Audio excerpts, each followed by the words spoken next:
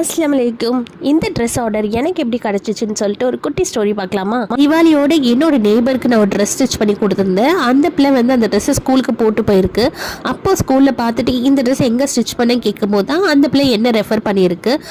அவங்க வந்து ஸ்கூலில் வந்து என்னை கூப்பிட்டு விட்டாங்க. இந்த மாதிரி எனக்கு ஒரு ஃபங்க்ஷன் இருக்குது, ட்ரெஸ் ஸ்டிச் பண்ணி தரீங்களான்னு. ஃபர்ஸ்ட் அவங்க என்கிட்ட ஃபோனில் பேசும்போது 10 நாளுக்குள்ளே எனக்கு வந்து 15 ட்ரெஸ்ஸை கம்ப்ளீட் பண்ணி கேட்டாங்க. அதுக்கப்புறம் டேரெக்டாக போகும்போது தான் தெரிஞ்சிச்சு, இல்லை அவங்க ப்ரோக்ராம் சேஞ்ச் ஆயிடுச்சு, எனக்கு ஒரு 5 நாள்லேயே வந்து இந்த ட்ரெஸ் எல்லாம் முடிச்சு தரணும்னு. ஸ்கூல்லேயே வந்து மெட்டீரியல்லாம் வாங்கி வச்சுட்டாங்க. அதுக்கப்புறம் என்னால் பண்ண முடியாது, அவங்க என்ன சொல்லவும் முடியல. சரி, நானும் வீட்டுக்கு வாங்கிட்டு வந்துட்ட பிறகுதான் என்னால் பண்ணவே முடியல. லாஸ்ட் டைம் நான் என்ன பண்ணுறதுன்னு தெரியாமல் தான் உங்க கூட ஒரு வீடியோ ஷேர் பண்ணியிருப்பேன்.